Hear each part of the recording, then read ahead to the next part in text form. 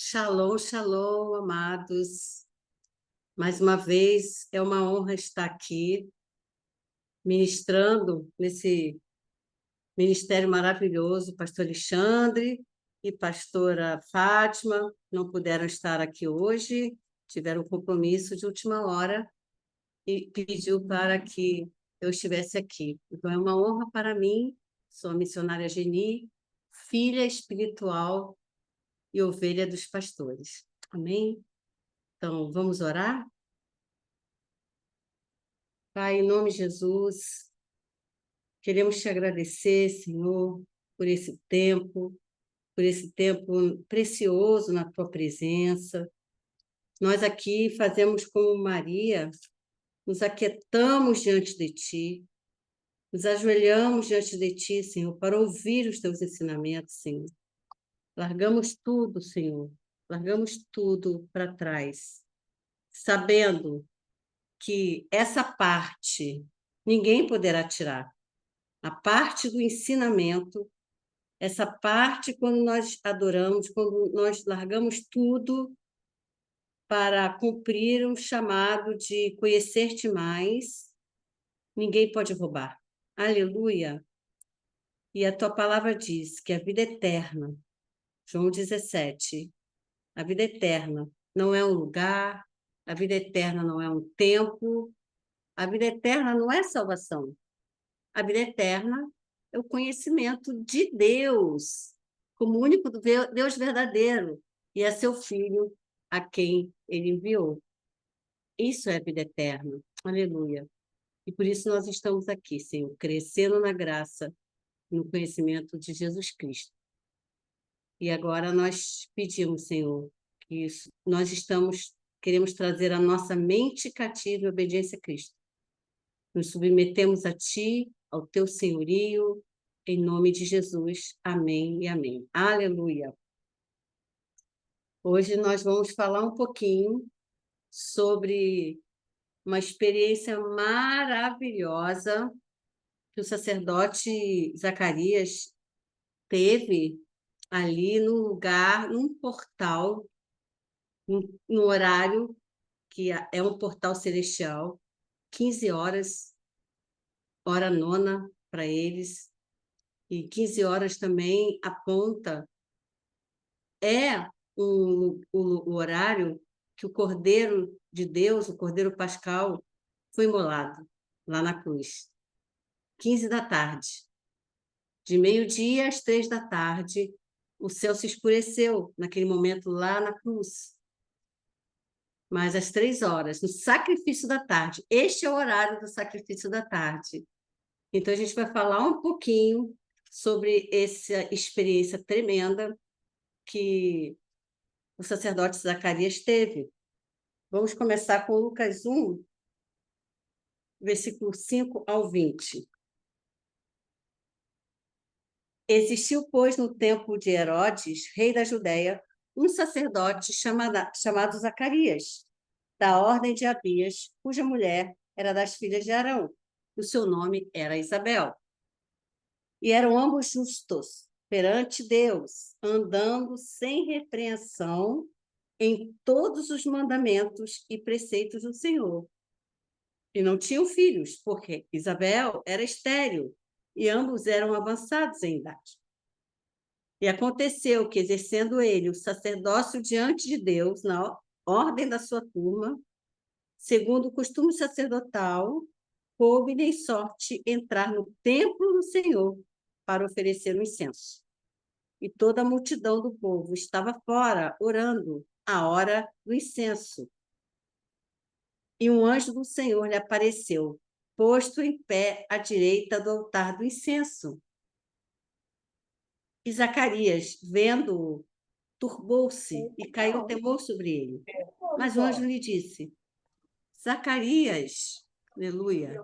O anjo lhe disse: Zacarias, não temas, porque a tua oração foi ouvida.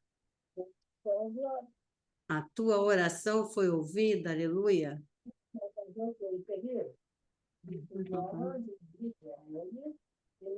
Glória a Deus.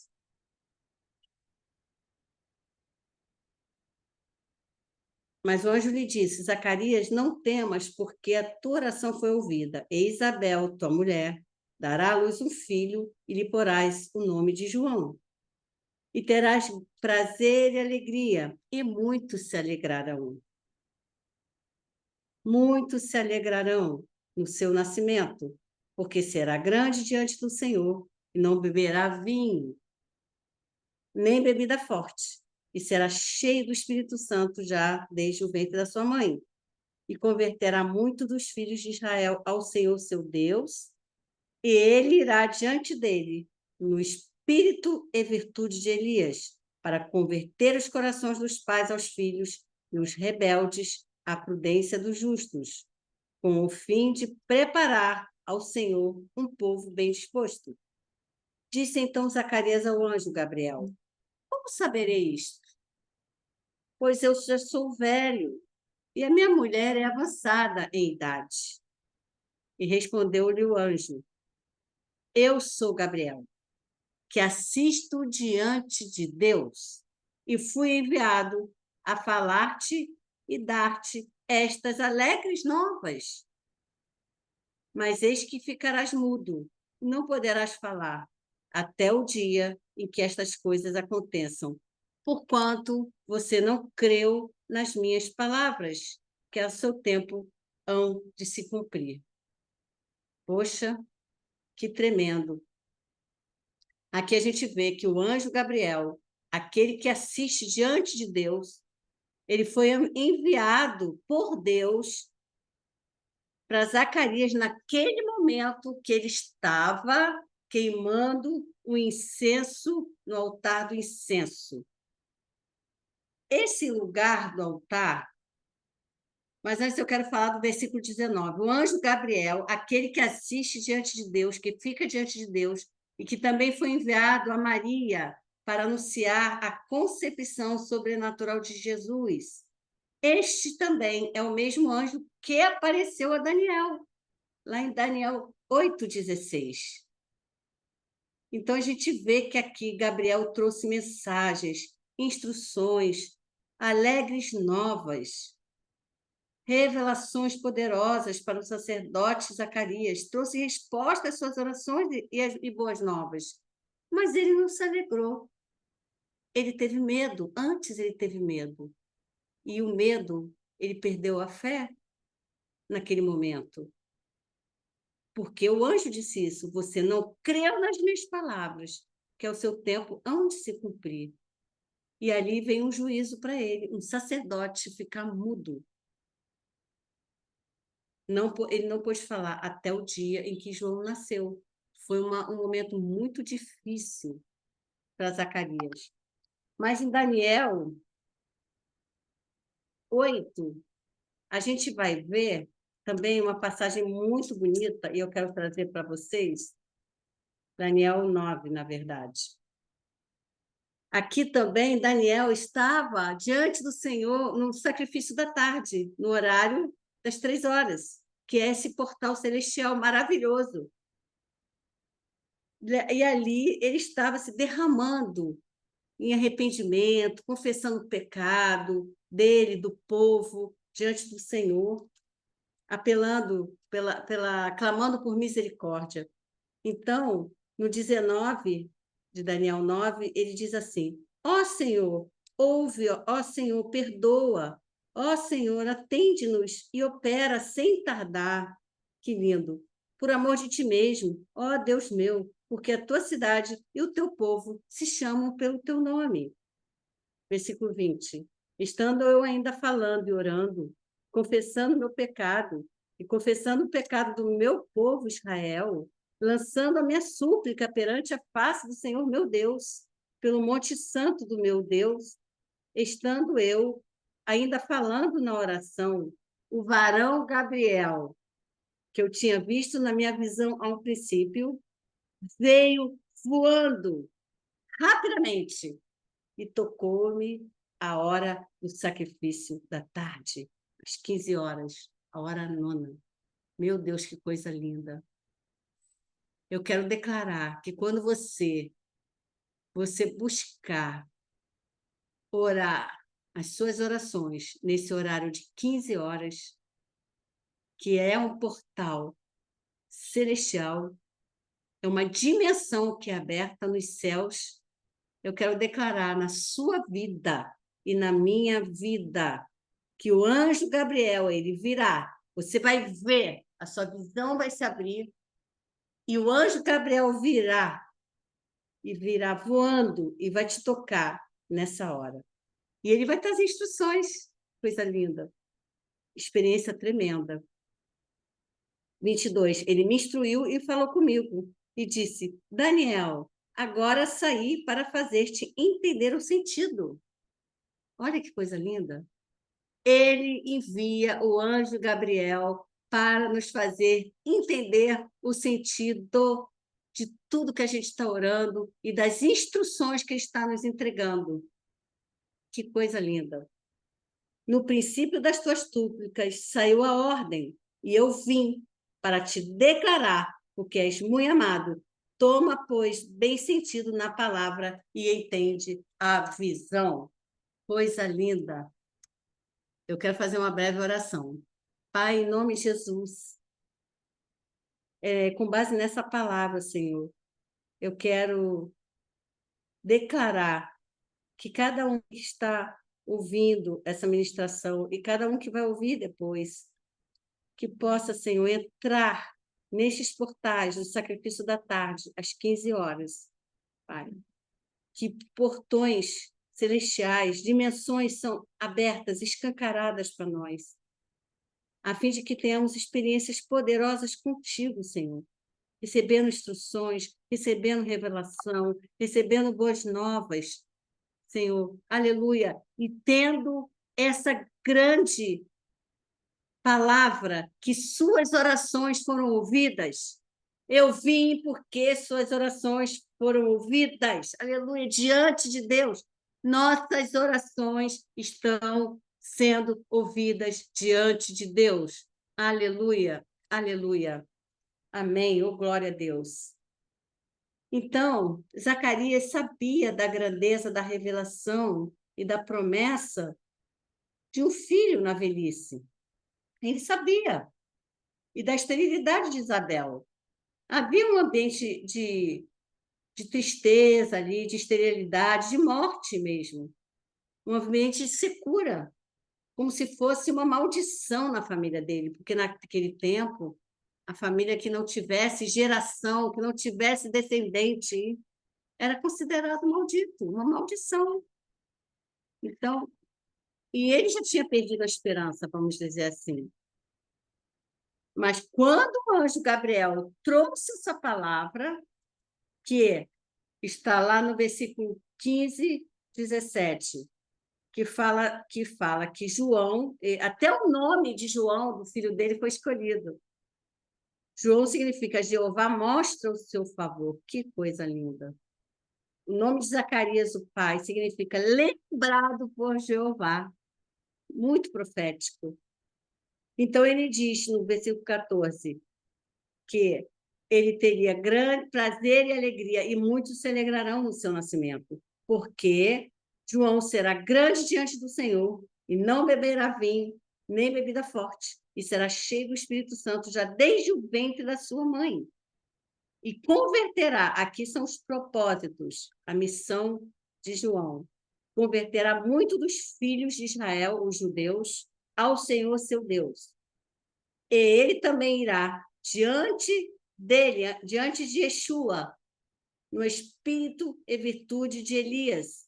Aqui ele está se referindo a Malaquias 4, 5, 6, aquela promessa maravilhosa. Por isso que João Batista se identifica como essa voz que clama no deserto também, que está lá em Isaías.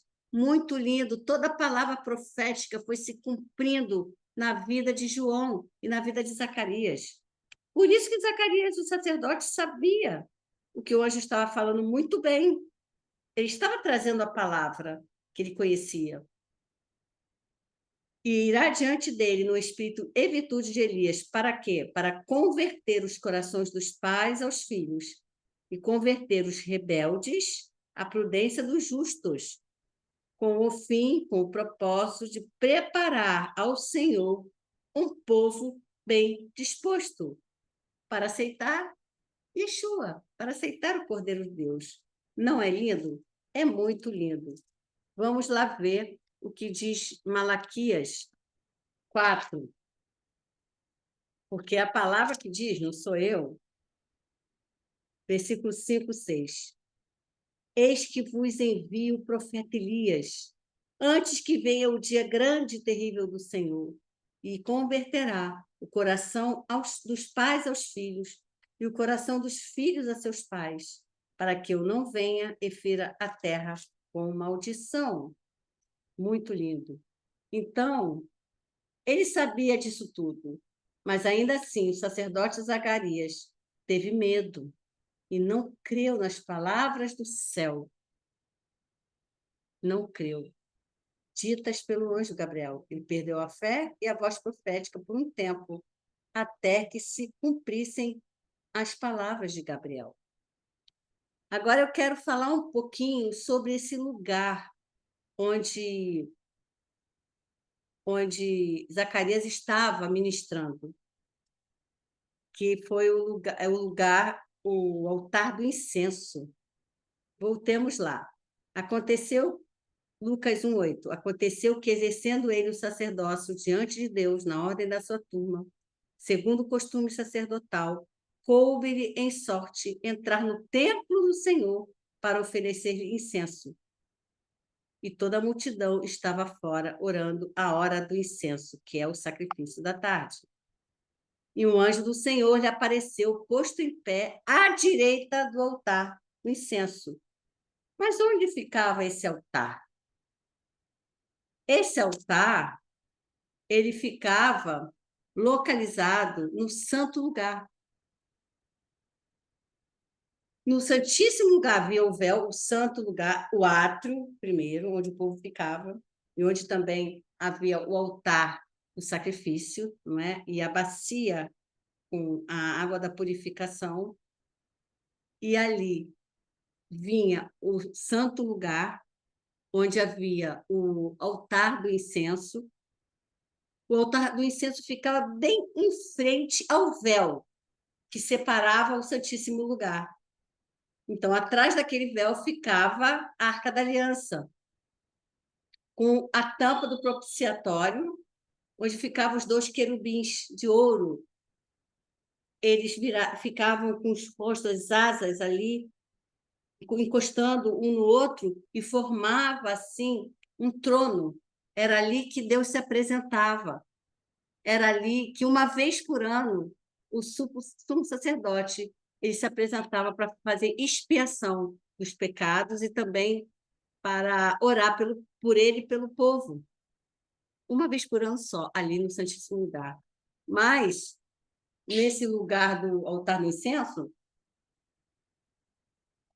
que era bem no meio, bem em frente ali o véu do templo, e atrás do templo, do véu, ficava a Arca da Aliança. Era ali que era ministrado o incenso, queimado o incenso. Então, ficava a Arca de Aliança com os dois querubins, onde ficava o trono de Deus e onde o Senhor se apresentava. O incenso também, lembrando, que aponta para as nossas orações, né? Salmo 141, versículo 1 e 2, ele diz lá: suba a minha oração perante a tua face, a Arca da Aliança, como incenso e as minhas mãos levantadas, como o sacrifício da tarde, mais uma vez apontando para 15 horas. A hora nona, a hora do sacrifício de Yeshua, o Cordeiro de Deus. Glória a Deus. Então, o incenso era oferecido pelo sacerdote diante de Deus em um incensário, que era um vaso de ouro em forma de tigela.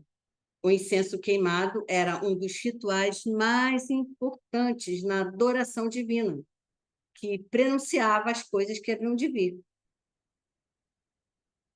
Êxodo 30, versículo 1, é que vai nos falar sobre como Deus instruiu para fazer o altar para o incenso. Vamos lá. Êxodo 30, versículo 1. Olha a instrução do Senhor. Moisés foi usado por Deus para trazer essa instrução para o povo hebreu. E farás um altar para queimar um incenso de madeira de cetim, o farás.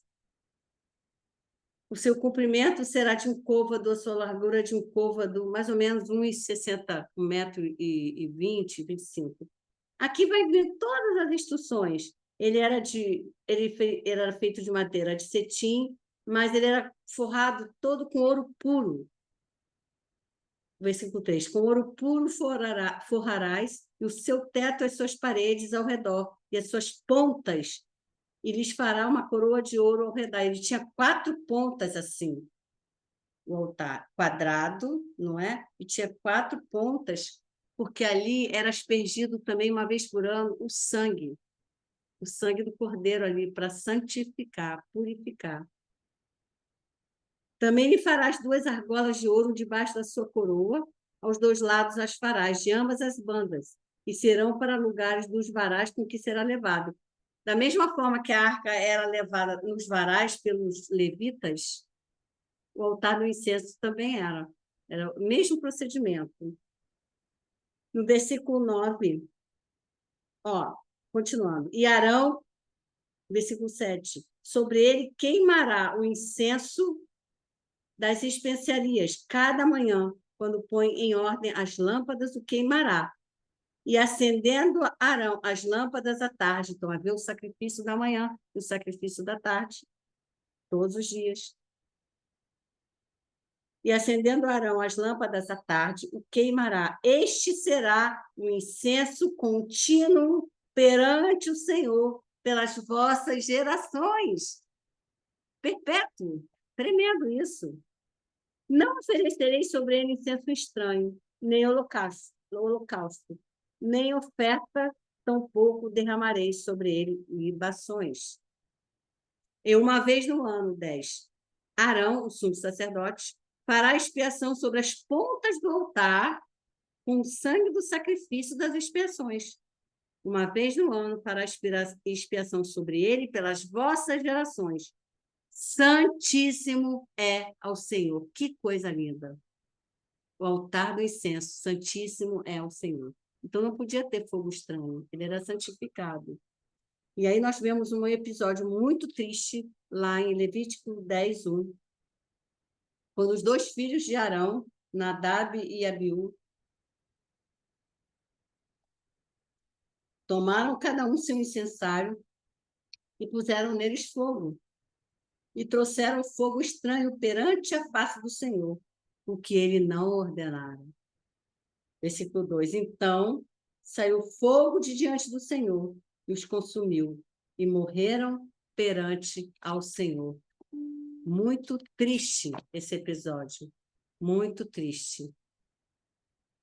Só um minutinho aqui, que a bateria está arriando. Então, queridos, como a gente viu, é um lugar santíssimo, o altar do incenso. E aqui fala de uma intercessão, fala da nossa comunhão com Deus, fala de como a gente usa o nome de Jesus, o nome que está acima de todo nome, para conseguir que as nossas petições sejam ouvidas, se orarmos de acordo com a palavra dele, com a vontade dele. Sabemos disso, então aponta para intercessão. E aí eu quero trazer agora a experiência que Cornélio teve em Atos 10, já aqui no Novo Testamento, mais uma experiência tremenda. Cornélio era um homem romano, ele era um soldado, né? Ele era um comandante de guerra, mas ele era temente a Deus. Isso está lá em Atos 10, versículo 1. E havia em Cesareia um varão por nome Cornélio, centurião da corte chamada italiana, piedoso e temente a Deus com toda a sua casa, o qual fazia muitas esmolas ao povo e de contínuo orava a Deus. Esmolas aqui são ofertas, tá? Este, quase a hora nona do dia, 15 horas, viu claramente uma visão, um anjo de Deus, que se dirigia para ele e dizia: Cornélio. Este, fixando os olhos nele e muito atemorizado, disse: Que é, Senhor? E o anjo lhe disse: As tuas orações e as tuas esmolas têm subido para a memória diante de Deus. Que coisa linda! Creia, creia que você e eu também temos as nossas orações, as nossas ofertas têm subido para a memória diante de Deus. Ele escreve no livro, isso está tudo escrito em livros diante de Deus. Que coisa mais linda! Nós temos que nos apropriar dessas promessas maravilhosas. Eu tomo posse, eu creio e recebo isso para a minha vida, recebe isso para a sua vida, em nome de Yeshua. As tuas orações e as tuas esmolas têm subido para a memória diante de Deus. Aí aqui o anjo, como sempre, ele vai trazer instruções para ele, para enviar Jope, mandar chamar Simão, porque ele queria que era propósito do Senhor que as orações dele que eram ouvidas fosse toda a casa dele convertida, salva. E ali também todos eles foram batizados no Espírito Santo. Houve um avivamento naquela casa. É uma coisa mais linda, muito linda. E aqui nós vemos também, como eu disse, que aponta para o intercessor. O intercessor é aquele que, como sacerdote, vai diante de Deus para clamar por alguém. Clamamos pela nossa vida primeiro, depois clamamos, sempre intercedemos por nós primeiro, né? Para depois clamar por alguém, ou por uma cidade, ou por uma nação. Então, nós vemos aqui que essa passagem de Cornélio fala sobre intercessão, fala sobre oferta e fala sobre o portal do sacrifício da tarde. É tão lindo isso. E qual é o propósito do intercessor? Está tudo aqui. Lucas 1, 16, 17. A mesma palavra para João, o profeta, porque naquele tempo não havia profeta. A mesma palavra para o profeta. É uma coisa linda. Quais são os propósitos do intercessor? Olha aqui.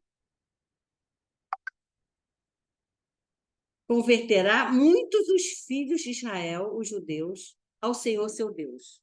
Olha aí. 2.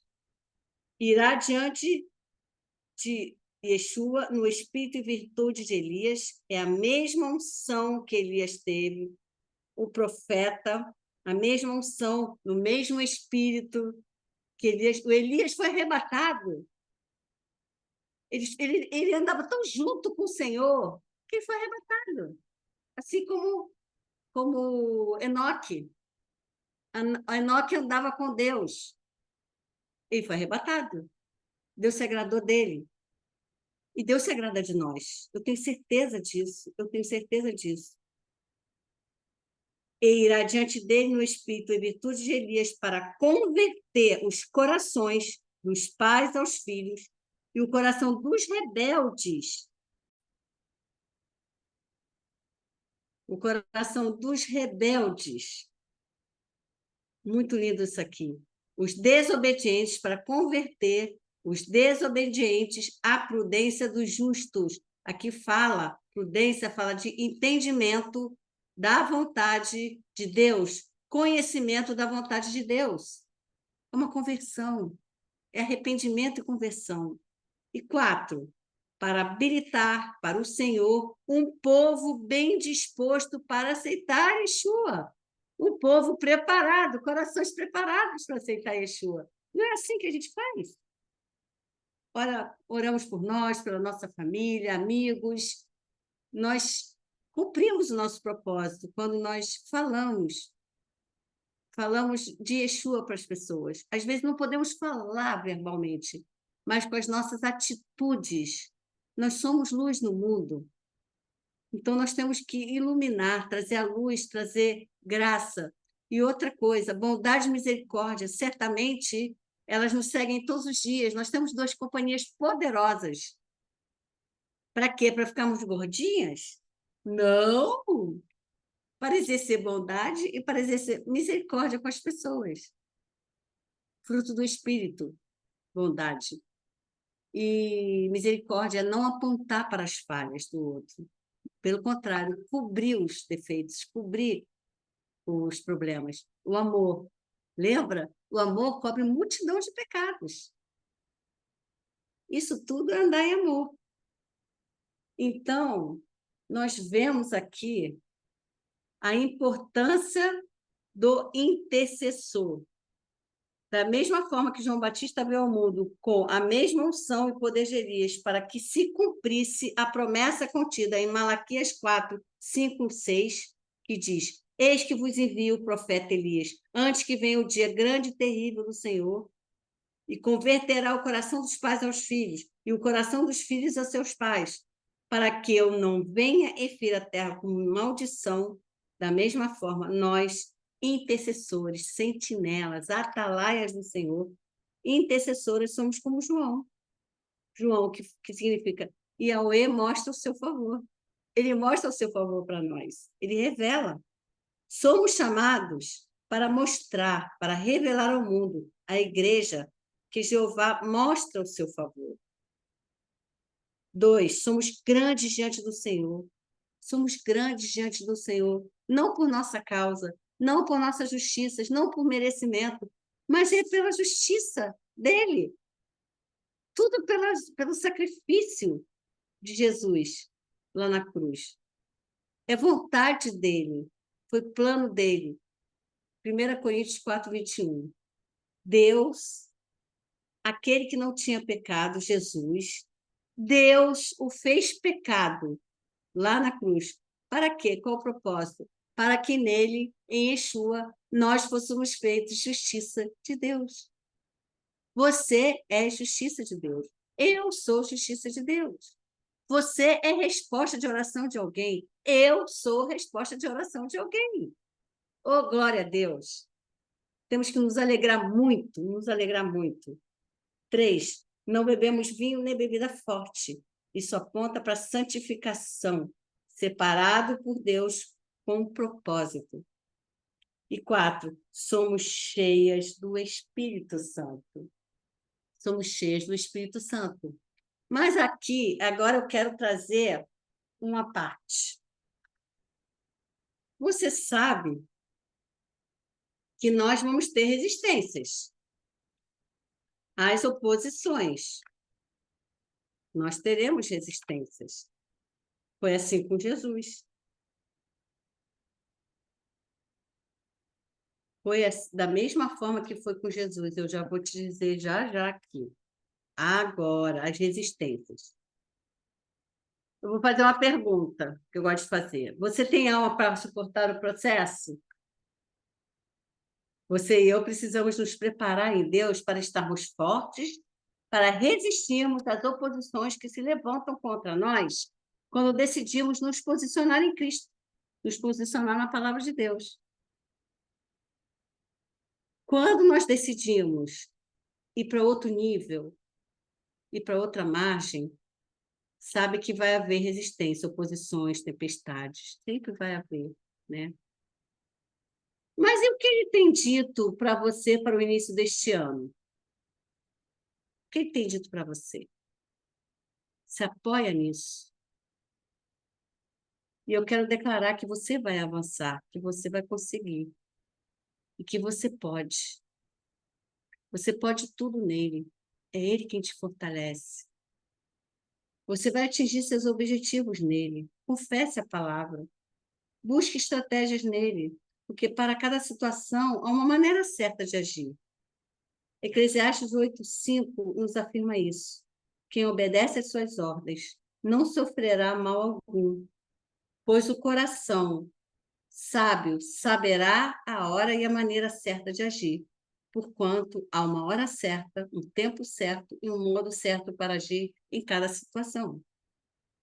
Se está escrito que ele te guarda das armadilhas que preparam contra ti, é porque ele guarda.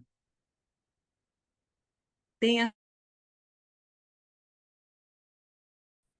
Pede a ele. Salmo 109.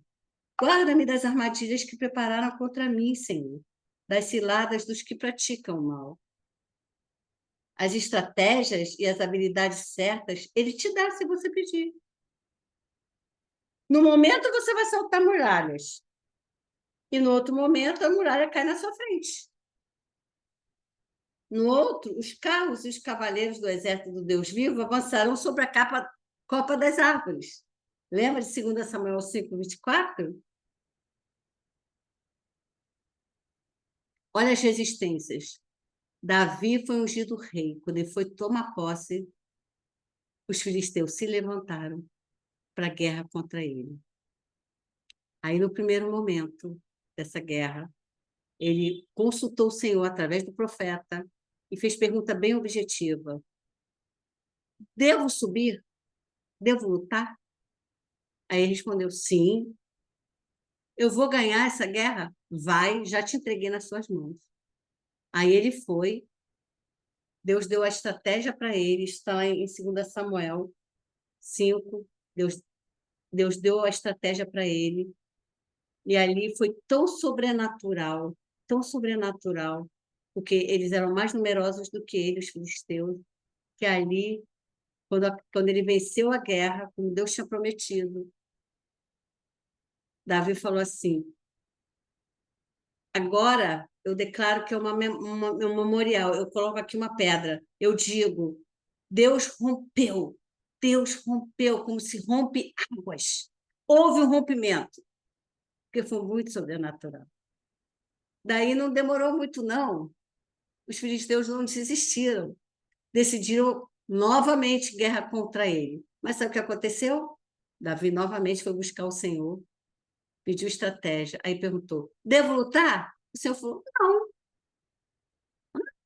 não, não é para lutar, não. E o que eu faço? Agora, ele deu outra estratégia: você vai por trás, rodeando o acampamento do inimigo todinho e fica ali, espera. Quando você ouvir por cima das amoreiras, na copa das árvores, um barulho de cavalos, é porque o meu exército já foi diante de ti. Oh, glória a Deus! Que coisa tremenda! E foi assim. A moreira aponta bálsamo também. É lugar de cura. E desse jeito que aconteceu, dessa mesma forma, Deus envia o exército diante de Deus, porque ele tem nos dado novas habilidades, novas estratégias, habilidades, novas armas, novas vestes. A gente pede que ele dá, se prepara que ele dá. É muito lindo isso, é muito lindo. 2 Samuel 5, 17 e 25. Davi consultou o Senhor e ele lutou, pois o Senhor afirmou que entregou os filisteus em suas mãos. Segunda instrução, está no 22. O Senhor disse para não lutar, porque o Senhor saiu diante dele. Outra oposição. Aqui, nós falamos de João Batista, um homem que nós vimos, né? Tudo foi sobrenatural, desde o nascimento dele, desde o anúncio do nascimento, desde a vida dele. Ele passou a vida dele toda, 30 anos antes de começar o ministério dele. Ele era 6 meses mais velho que Jesus. Ele passou ali no deserto, vestido com vestes de camelo. Não havia profeta ainda naquele tempo. Então, muito tempo ficou sem profeta, sem um ministério. Então, ele se preparou no deserto. Voz do que clama no deserto, anunciai, preparai as veredas para o Senhor. É isso que ele falava, fazia. Comia gafanhoto e mel. Poderoso, sobrenatural. Desde o ventre da mãe dele, foi cheio do Espírito Santo, como o anjo Gabriel disse. Tanto é que quando Maria foi encontrar com Isabel, quando ela soube que Isabel estava grávida, porque para Deus não há impossível em todas as suas promessas,